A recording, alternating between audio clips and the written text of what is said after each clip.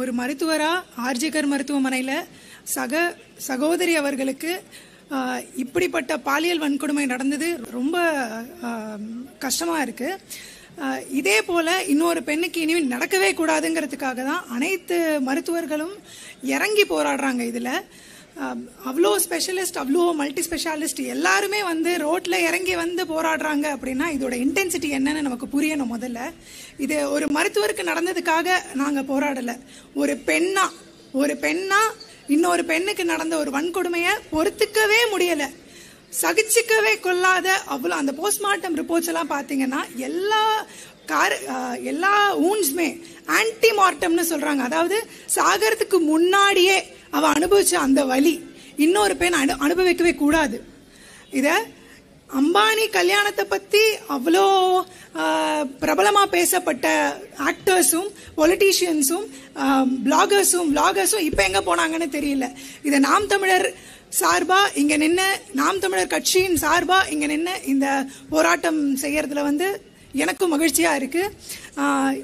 பெண்களுக்கான உரிமையும் பெண்களுக்கான ஒரு நல்ல சப்போர்ட்டும் நாம் தமிழர் கொடுக்கிறது மிகவும் மகிழ்ச்சியாக இருக்கிறது. நாம் தமிழருக்கு எங்கள் பெண்கள் சார்பா நாங்க நன்றி சொல்லிக்கிறோம். ஆல்சோ இது இன்னொரு பெண்ணுக்கு நடக்கவே கூடாது.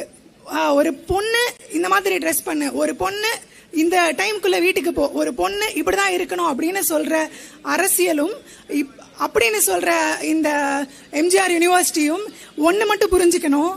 நீங்க எப்ப ஒரு தண்டனையை கடுமையா ஆக்க முடியலையோ அத ஒரு நல்ல அரசியலுக்கு அழகே இல்லை. எந்த இடத்துல நீங்க நிக்கிறீங்கன்றத தெரிஞ்சுக்கோங்க. தண்டனையை கடுமையாக்க உங்களால முடியல, ஆனா ஒரு பொண்ணு, அதாவது நம்ம அரசியல் எந்த தகுதியில இருக்குன்னு தெரிஞ்சுக்கணும். இதன் மூலமா அது ஒண்ணுதான் நம்ம ஸ்ட்ராங்கா இந்த இடத்துல தெரியப்படுத்துறோம். ஒரு பொண்ணு இப்படி இருமா, ஒரு பொண்ணு இப்படி இருமா, நீ இப்படி இருக்க கூடாதுமா அப்படின்னு சொல்ற ஒரு சொசைட்டில இருக்கிறதுக்கே வெக்கமா இருக்கு, வேதனையா இருக்கு.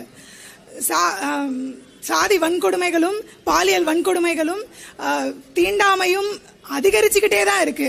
இது குறையவே குறையாதா அப்படின்னு கேட்டா அடுத்து நம்ம இதெல்லாம் எப்படி சரி பண்ண முடியும் அப்படின்னா நல்ல பொலிட்டிக்கல் லீடர்ஸ் மேல வரணும், நல்ல சட்டங்கள் மேல வரணும், நல்ல எல்லா ஸ்டெப்ஸுமே ப்ராப்பரா எடுக்கிற மாதிரியான எல்லா தான் குடும்பத்துக்கு மட்டும் சொத்து சேர்க்க தெரிஞ்ச அரசியல்வாதியா இல்லாம எல்லார பத்தியும் அடிமட்டத்தில் இருக்கிற மக்களை பத்தியும் யோசிக்கிற அரசியல்வாதிகள் மேல வரணும். அதுக்கு நாம எல்லாரும் இணைஞ்சு அண்ணன் சீமான் அவர்களுக்கு உதவி புரிவோம்.